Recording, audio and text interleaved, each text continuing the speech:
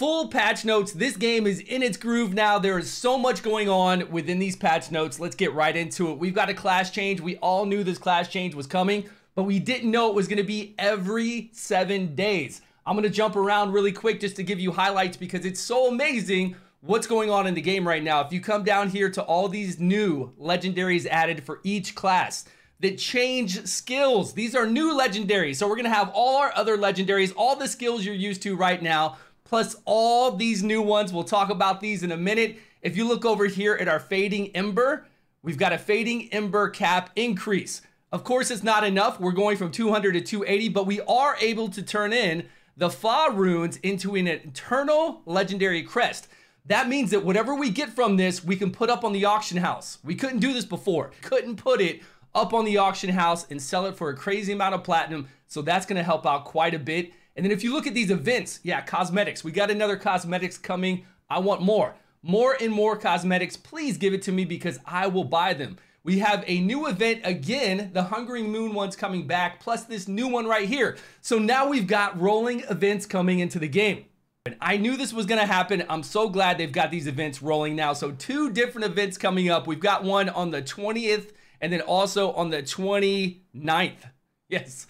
Let's go. That means a lot of free stuff for us. That means a lot of new legendary crests, legendary items. Yes, we've got a new Helliquary boss coming up. We'll talk about that in just a minute. Let's go back over to what we can do with our class change. Every 7 days, we can class change. That kind of blows my mind.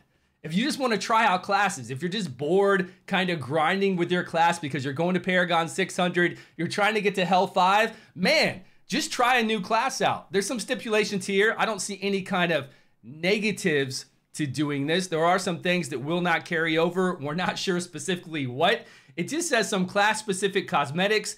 Gear will not carry over when you change classes. All gear equipped to your previous class will be available in your inventory though. So that's good. So any kind of gear I have right now, it's going to be in my inventory for my barbarian. So if I go demon hunter, then that means I'll just put that all in my storage, my stash. And then whenever I go back to barbarian, I'll just load that gear back on him. Any cosmetics owned for a class will be returned on that class and will be available upon changing back to that class. So I guess that's good. Over here, we carry over all of our warband, our clan stuff, of course. And then it says, upon changing for the first time, you will be granted placeholder gear. So if I go from a barbarian to a wizard, I'm going to have wizard placeholder gear equivalent to what I currently have on. But it's not going to be legendary gear. We're going to have to go out and farm all that new legendary gear and the new legendary gear that's dropping for us to augment all of our skills. We can do class change at level 35, which is again, pretty insane. But every 7 days here at no cost is wild. Completely wild. And then if you're not happy with your class change, within those 7 days, you can revert back to your previous class at any time. And it's like nothing happened. You get everything back, of course. So there's really no cons to it, right? It's all pros to doing this. If you think differently, let me know down below. We've got a new quest added into the game. You get it sometime around the frozen tundra area. So a new quest line with new good platinum and again, a legendary crest. So we'll take that with keys and a frame. This is the one coming out on July 20th. We have a new event and you can see down here, legendary crest, but it's not the good legendary crest that if we get a good drop, we can sell it on the auction house. But it's a legendary crest nonetheless. Plus, we're getting it on the July 20th. And then we're getting this second one, which we've already done, the Blood Moon, on July 29th. The Blood Moon was so easy. I completed it with hardly doing anything, which I guess is good, right? And we got all the rewards. We got all the keys, we got the crest, and we got whatever else was added in there, along with a legendary item. You could get it, the legendary item. I got it on my too. It's great when it's easy to complete and we're getting additional rewards. This is what I'm talking about in all these mobile games. Doing these events like this means that they can regulate how often they do them and how many rewards they give us.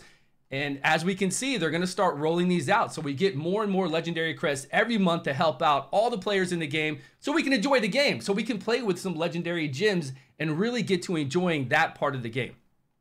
Everything else in the game, yeah, we can do is free to play. My barbarian is 100% free to play. My wizard only has the battle passes. That's it. Now, just like the previous boss, I'm sure the combat rating to be able to fight this boss is going to be pretty high. But that's good. We want that. I don't know about the people complaining, hey, I can't do a new boss in the game. You're not supposed to do all the new stuff in the game. You're too low to do it.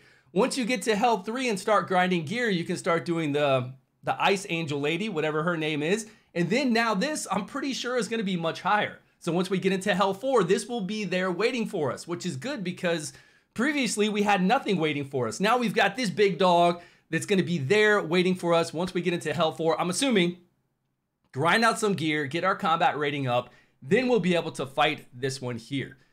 We are getting new cosmetics. I want to see more cosmetics. I think people buy cosmetics all the time. It's a great way for the company to make good revenue. And I want to see just like a flood of cosmetics. I want to see a shop pop up to where we see helmets we can buy, weapons we can buy, armor we can buy, and then I can just buy whatever I want, mix and match it, and just have a great time spending a lot of money in the game on cosmetics. So I don't know why they're not just swarming us with sweet cosmetics. I really think they need to. I don't know if I'm going to be into this one.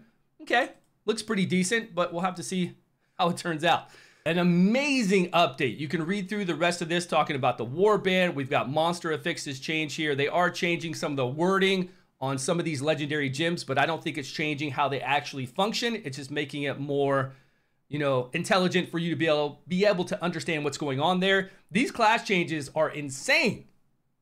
If you look here at the ground stomp, I already have pants that do a ground stomp that does a 360 rippling effect of a ground stomp. This one now is going to go out in front like Hulk smash the ground, and I'm going to have X amount of charges, which is usually 2 to 3 charges, probably 3 charges. So now I'm going to be able to bam, bam, bam, and then do like an earthquake in front of me. This could be a massive amount of damage. I guarantee it's going to be on the pants because the pants right now give me a 360 earthquake. It won't make sense to have both. Would be cool, but it won't make sense. There's some really cool stuff in here as I'm going through and looking at the wizard, since I play a wizard as well. Look at this, man. We get a shield every time the Ray of Frost does damage. Now, if this is on the offhand, this will be insane.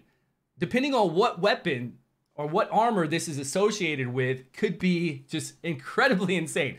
I hope this is offhand, or I hope it's something that really doesn't change my PvP spec, but that would be nuts because we get a big absorption shield whenever we're doing Ray of Frost. And then if you look at this one, Ray of Frost now creates an illusion of you channeling Ray of Frost in the target direction. Then you teleport away and go invisible and you start beaming from something else. Okay, I don't know if any of these are groundbreaking. We don't know yet, but I can tell you that this is crazy fun to mix in with all the legendaries we currently have in the game.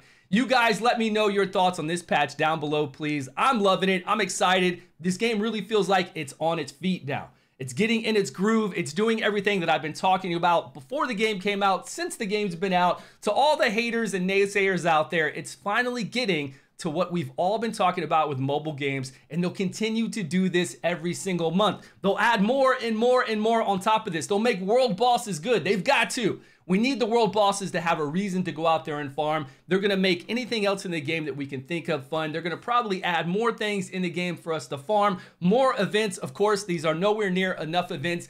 Big events, not just these small events. They'll be adding all of that, plus a new class, right? We're going to eventually have new classes added to the game. Thanks so much for watching, everyone. Please subscribe if you haven't, and I will see you all in a video soon.